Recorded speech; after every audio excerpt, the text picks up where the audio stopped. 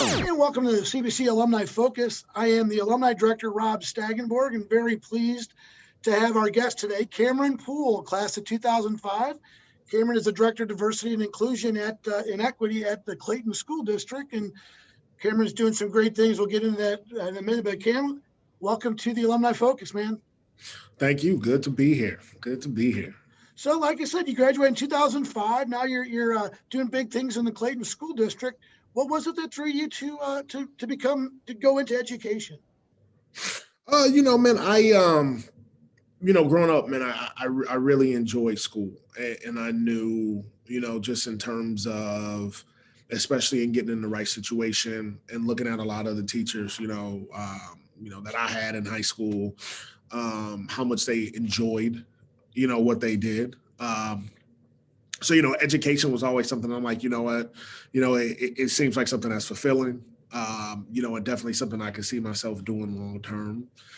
So my initial thing especially was, when I first got out, I was teaching high school and coaching football and track and some other things. So kind of, being that teacher and that coach and, really, really enjoying that factor, especially with the athletics mixed in.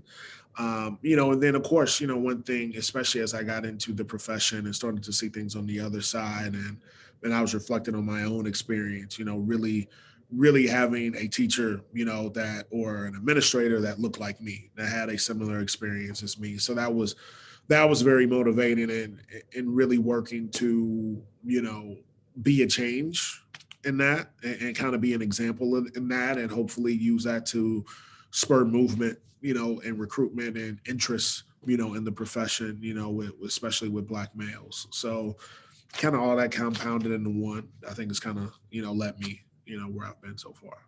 That's a really interesting point because again, as I'm talking to a lot of the younger alumni, a lot of them say they go into certain fields or teaching because there aren't people who look like them who are in the positions. And again, that's really changing here in America. There's so much diversity and inclusion in the education field. I think really education has led the way in terms of healthcare as well.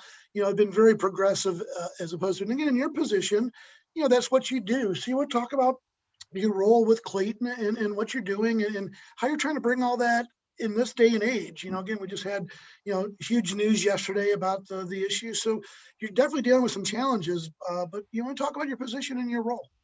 Yeah, for sure. Super, multifaceted just in terms of, I think it being the first, being a newly created role and me being the first person in it, a lot of it kind of mirroring, a lot of, the work that I deemed important and would want to do. So, from I think the big thing, one of the big things we hammer in, especially with on the professional development is kind of developing language around perspective, humanizing experiences, and having a certain level of empathy, for kids. And I think the big thing is, and one thing that I've noticed is, kind of forcing, working to force teachers, administrators out of their normal comfort zones and kind of meet kids, where they are. I think, especially looking at it at a school like CBC is interesting because, it's a private school. Kids come from tons of different, municipalities and grade schools and things like that. So kind of everyone's new. And I think, because of that, there's kind of somewhat of a lens to kind of figure things out about kids based off of where they matriculate from, to kind of meet them where they are. So kind of pretty much meant painting the picture that if I don't have a certain experience, I don't know anything about an experience. And it's up to me to kind of be culturally responsive to get to know my kids individually, to know what their experience is, because I don't have that shared experience. So a lot of professional development revolving around that, taking looks at curriculum, and how can the curriculum be more culturally responsive and representative of everyone's cultures. A lot of one-on-one coaching and consultation, with teachers and, and with students just around their overall experiences. Like take what we're going through now. I made a point in talking with the staff in the district in terms of being careful when we had these conversations around race, around law enforcement, how that plays into each, person and their demographic. And pretty much our kids have been having these conversations since they've been in school. I made a correlation with Trayvon Martin happening in 2012.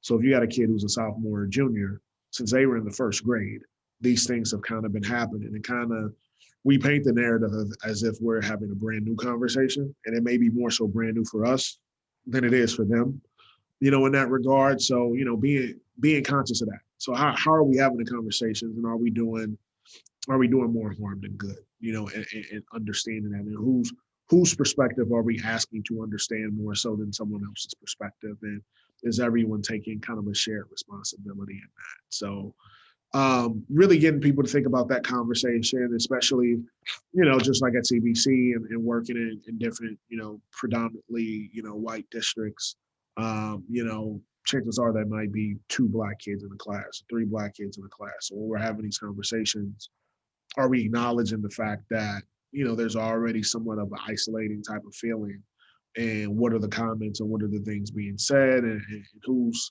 forced to carry what weight in those conversations. So kind of just being mindful of the individual, and the individuals in the room, and kind of letting that dictate, how we go about things.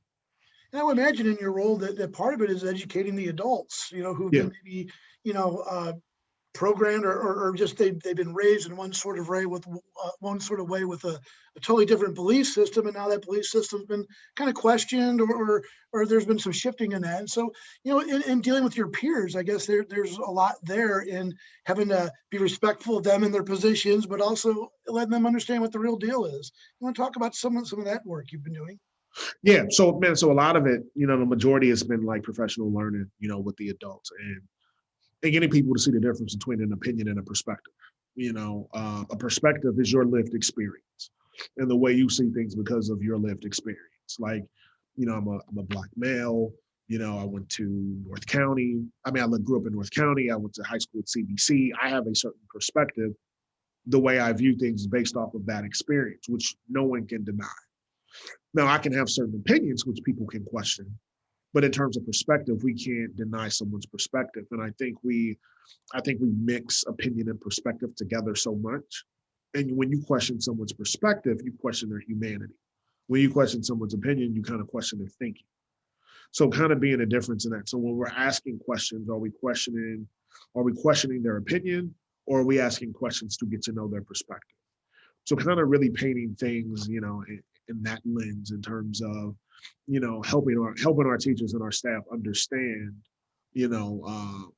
pretty much understanding students. Because if they come from a neighborhood that you've never been to, if they're a race that, you're not accustomed to being in social contact with, if you don't have any education or any resources to really, help you in that regard, how are you going to know how to deal with that kid? Which is a boat that every teacher ends up in. But I think the big thing is acknowledging that, and as we acknowledge that, are we engaging and building relationships, in order to kind of combat against that. One of the great things, certainly Clayton School District has a tremendous reputation, been very much of a leader here in St. Louis. And certainly when you talk about diversity in Clayton, you're talking about religious diversity, you're talking about ethnic diversity. There's so much more to the diversity. First of all, what has been your experience with the folks at Clayton? They're a great group. They do great work. They have a great reputation. I'm assuming you've really enjoyed working with that level of professionalism with that group. Yeah, it's been a really good year, just in terms of the buy-in, and the kind of the dedication to the work, and and improving in those areas, like with a lot of schools that are very high performing, who are those kids that slip through the gaps, and especially in America and in St. Louis, usually those kids that slip through the gaps are usually kind of in those underrepresented categories. So there's definitely a commitment to the work, and people are, very, very open-minded in terms of challenging their own thinking, in the way they've always done things, and creating avenues to be self-reflective, on their own practices, and, kind of hammering home the thought process that any change starts with the individual. We can point to a lot of systemic issues, that exist, and we can point to different policies, which, definitely need to change as well. But, a good culturally responsive teacher can kind of, overturn a lot of those things that might be true outside of the classroom within the classroom. So. So talk about your CBC experience. You mentioned football, and boy, you guys were really good back in the day. You had some really good teams. You still keep in contact with any of your old teammates from the old days here at CBC?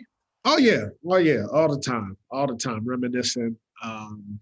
You know, looking back on stuff, of course, all the fun, and the success we had. It was interesting because our class went 2 years at the old campus and 2 years at the new one. So kind of having that split down the middle, was interesting as well.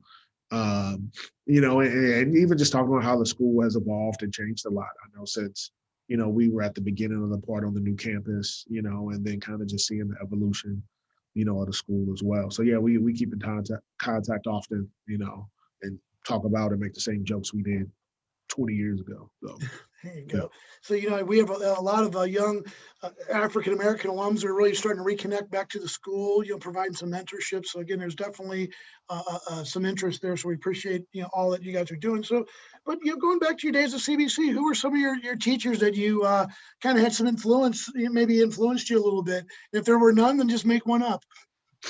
Oh, tons, let me think back. You're taking me challenging my memory now. So I had Mrs. Monks for biology Okay. and forensics and anatomy and a couple other courses. Also, awesome woman. I loved being in her class. Um, you know, Dr. Doley was awesome, and taking his AP US history class. And I mean, and hell, I became a history teacher. Um, and just the way he taught and, kind of the autonomy he gave in our learning was awesome as well. Coach Scott, was awesome. He was the man. You know, and then even playing ball for Coach Shannon, he was a stickler back then, definitely, but definitely seeing, growth from that. Maybe not in the immediate, but definitely seeing growth from, having him as a coach. Um, who else? Who else? Who else? I can't recall Sure. any really bad experiences, Sure. but those are definitely a few, that definitely were awesome, in that regard. Well, a couple of things, here at the school, obviously, we're very proud of you and very much thank you for representing us so well and in really helping us share our stories of successful alumni who are out there. So, first of all, right on for that. And thank you. It means so much. But again, as people are trying to get more involved, and we have a lot of young, students who are looking for the future. What are some words of advice that you would give? Some things that you learned along the way that kind of helped you get through those, that 18 to 24 year, that kind of a difficult period of your life. Well, what were some things that lessons that you would give to students today?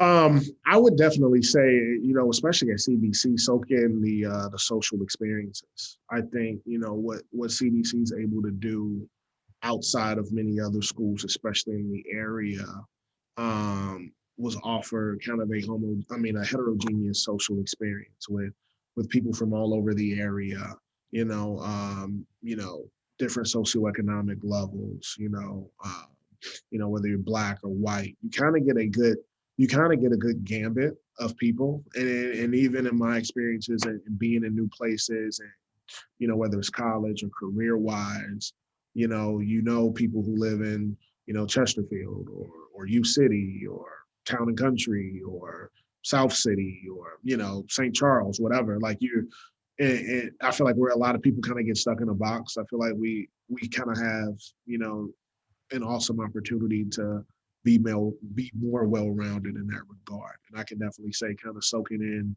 those social experiences with a lot of different people from different areas and stuff like that, was awesome and good for me. Of course, playing sports and football and, and being in the band played a part in that as well. Oh, speaking of band, Mr. Arana was the man too. I can't forget about him. But yeah, those experiences, man, definitely, helped me, be more well-rounded, especially socially. And I think that's an advantage, that kids have an opportunity to have. And finally, as we're kind of closing up here with Cameron Poole, class of 2005, he's the Director of Diversity, Inclusion, and Equity at Clayton School District. Did I get your title right? I know those titles get to be a little lengthy, but yeah, Director of Equity and Inclusion. So yeah, you can mix in. Yeah, I hear you though. Again, I'm trying my best to be PC here, but again, it's a great job. It's a great position for you. And again, you're making us so very proud. We're very happy for you.